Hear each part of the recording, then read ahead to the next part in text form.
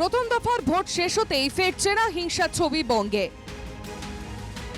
জলপাইগুড়ির রাজগঞ্জে সন্ন্যাসীকাটা গ্রাম পঞ্চায়েতের একাধিক বিজেপি কর্মীর বাড়িতে হামলার অভিযোগ। বেশ কয়েকটি বাড়িতে ভাঙচুরের অভিযোগ তৃণমূল আশ্রিত দুষ্কৃতীদের বিরুদ্ধে।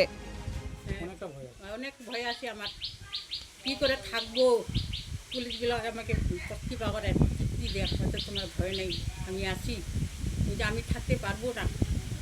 কালীহাটে খাওয়া দাওয়া ছেড়ে দিয়েছি, এখনও খাই নাই। আমার ভিতরটা খালি দম দম কাঁপে খালি। ওই যে আমাদের বাড়িতে আসে হামলা করছে টিএমসি পার্টিগুলা। কখন আসছিল তাও? মনে করো 7:30 ধরো। 7:30 না? তাদের কাউকে চিনতে পারছো তোমরা? না, আমরা বাড়ি থেকে বাইরে হইনি। বাড়ি থেকে বের হওনি? কতটা আতঙ্কে রয়েছেন? অনেকটাই।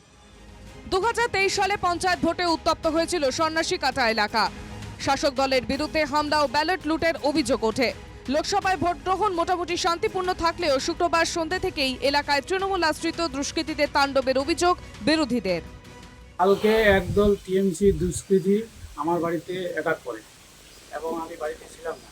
আমার বউ বাচ্চার উপরে নানা রকম গালিগালাজ এবং দরজায় ঢিল এবং লাঠি, বাড়িতে পুরা একদম ঢিল মারিটা শেষ, আর গালিগালাজ নানা রকম কুৎসিত ভাষায়। বিরোধীদের অভিযোগ অস্বীকার করেছে শাসক দল। পাল্টা তৃণমূলের দাবি, কেন্দ্রীয় বাহিনী তৃণমূল নেতা কর্মীদের ওপর লাঠিচার্জ করেছে।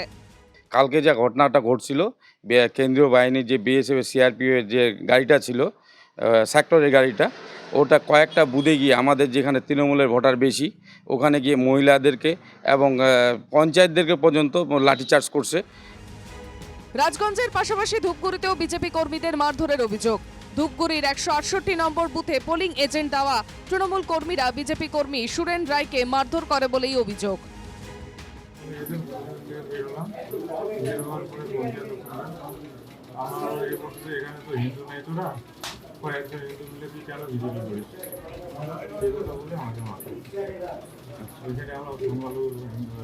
প্রথম কথা, সুস্থভাবে শান্তিভাবে নির্বাচন শেষ হওয়ার পরে তৃণমূলের দরকার পড়ে না বিজেপির কর্মীকে পিটানো।